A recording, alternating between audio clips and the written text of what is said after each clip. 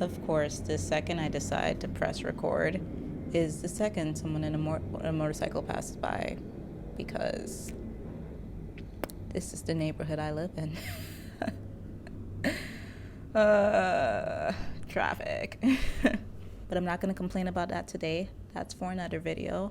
Today, we're going to talk about how to explore your new neighborhood in NYC. And this is a guide for both old New Yorkers and new New Yorkers. It's for everyone, because we can all use a little bit more exploring. So let's say you've just moved to a new neighborhood in New York. You went through the hassle of finding an apartment. You've set it up with all your stuff from Home Goods and Target. Don't forget Target, don't sleep on it. And now you're ready to get outside of your apartment and see what the neighborhood's actually like. Where do you begin, right? So I have about 9 tips for you on making your neighborhood feel more like home and getting out there and seeing what it can offer. But I will warn you, you're going to find out a lot about your new neighborhood. Some of these things may not be positive. Some of these things may make you want to move. But in the end, you'll probably be fond of your neighborhood, and you'll definitely know it a lot better than you do now. So let's begin. So the first thing you're going to do is look at a map. I don't care if it's a paper map. Probably it's going to be a map. It's going to be a Google map or some other map app. But you're going to open it up and put in your address, and you're going to do a virtual exploration. So zoom in on the streets to make sure you can see the street names. Zoom out so you can see the other neighborhoods that surround you.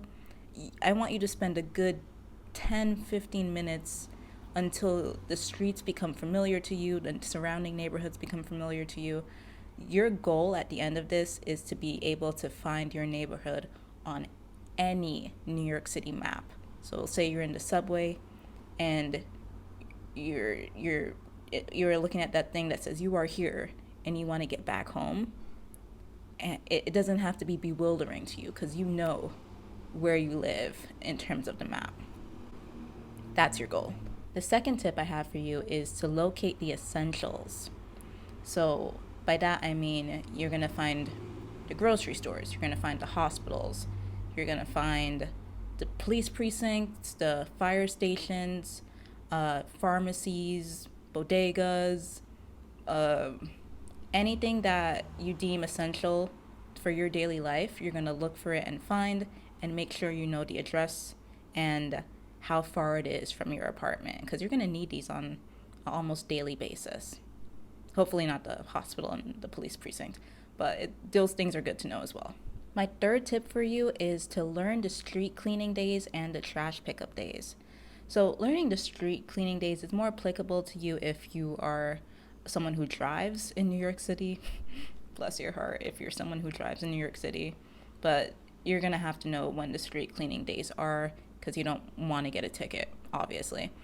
But the trash days, knowing that is applicable to everyone, because if you put your trash out on the wrong day or at the wrong time, you will get a fine. The city does not care. They will fine you. In order to avoid that, you're going to go to the DSNY website, the Department of Sanitation of New York website, and type in your address, and they're going to let you know, hey, you put out trash on Tuesdays and Thursdays, and Saturdays you put out recycling. Also, a good reason for knowing when your trash day is that when you walk out of your apartment, you want to be mentally prepared for that trash smell. You don't want to be having a good day. You leave your building and then bam, stink. You want to be mentally prepared for that. So the fourth tip I have for you is to read up on your neighborhood history and its current demographics.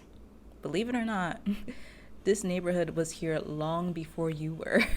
And ignoring that history is not only disrespectful, it's a missed opportunity. You're missing out on making an actual connection with the neighborhood that you're in now. So I know this from experience. When you start to read up on the neighborhood that you're in or the area that you're in, you start making these connections and you start respecting it. You become fond of it because it becomes more than a jumble of buildings and a mess of people to you. It becomes real stories, and you start to understand the narrative that's happening in the area, and you kind of see how you start to fit within this narrative.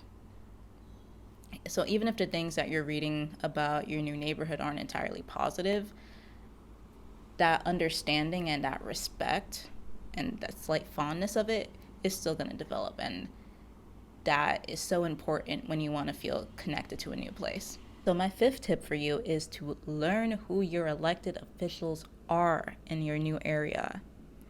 This is so important because things are going to go wrong.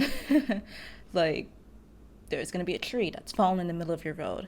There's going to be a snowstorm, and the city plows are going to take forever to get to your street. There's going to be maybe an upsurge in rats in your area, and you'll want to know whose name you should be cursing out. When the tree falls in the middle of the street and it's blocking it, you want to say, "Oh, Representative XYZ." At least that's what I like to do. That's how I deal with things. Maybe you're different. But if you know who your elected official is, at least for your area, you know who to go to when these problems arise. You're not just there staring at the fallen tree in your street, being like, "Oh, who's gonna take care of that? I guess this is the way the road is now." No, a lot of these elected officials have offices that are just down the road from you because they're required to. If they're going to represent your area, they're required to have offices that are nearby. And the whole point of them being your representative is that they work for you. They take care of your problems. Like, when you think about Washington politics, that doesn't seem like it happens. But on a local level, it's more, you're more likely to get your voice heard. So take advantage of that. Learn who these people are. Maybe put their phone number in your phone. It'll come in handy, trust me. So number 6 is my favorite tip, and that is walk every single street in your new neighborhood. You're going to bust out that map app again, and whether you do this systematically or you meander down the streets, I want you to walk down every single street from the top of your neighborhood to where that boundary cuts off. That's the best way to get to know the neighborhood. That's going to solidify everything you've seen on the map, everything that you've read about. It's all going to click because you're walking these streets. So here's where it gets hard. Tip 7 is meet some of your neighbors. Yes, I know that New Yorkers are notorious for not knowing their neighbors and for not being the friendliest of folk. But you do not have to submit to that stereotype. You can break the cycle. Just knock on the door of your neighbor and introduce yourself, or wait till you see them in the hallway if you don't want to be the creep that's knocking on the door.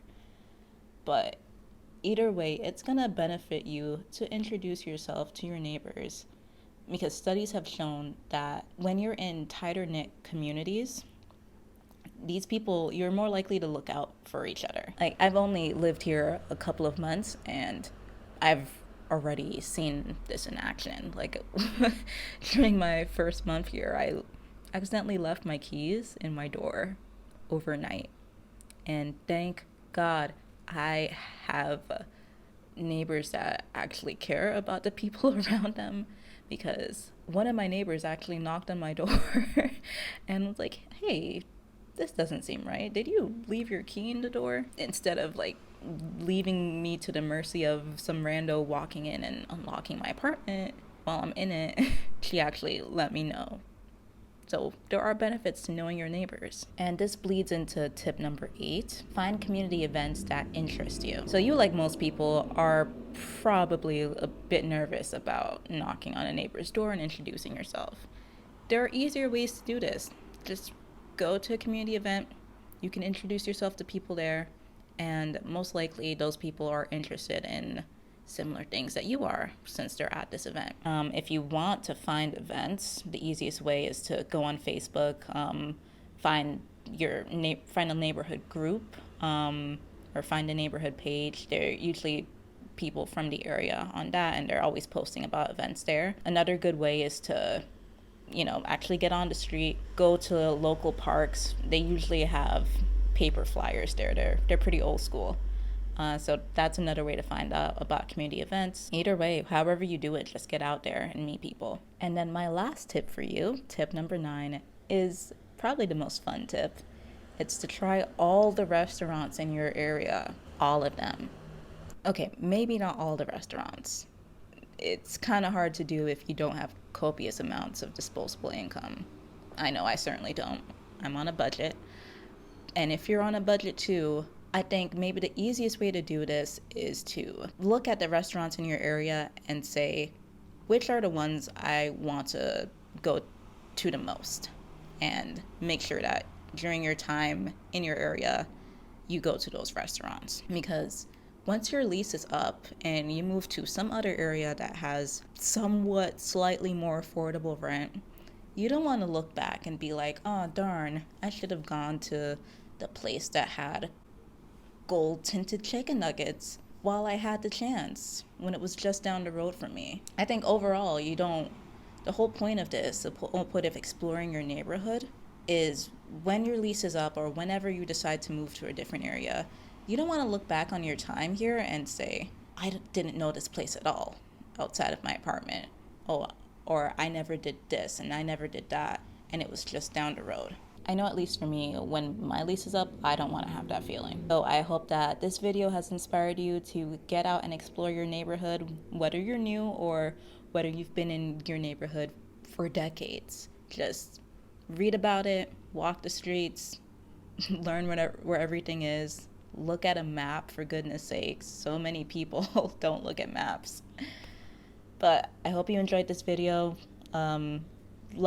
Subscribe for more videos like this. Check out my blog. I have a ton of tips on New York City history, New York City culture, and things to do. So if you like things like that, check out shilohinthecity.com. And I'll see you next time. Thanks for watching.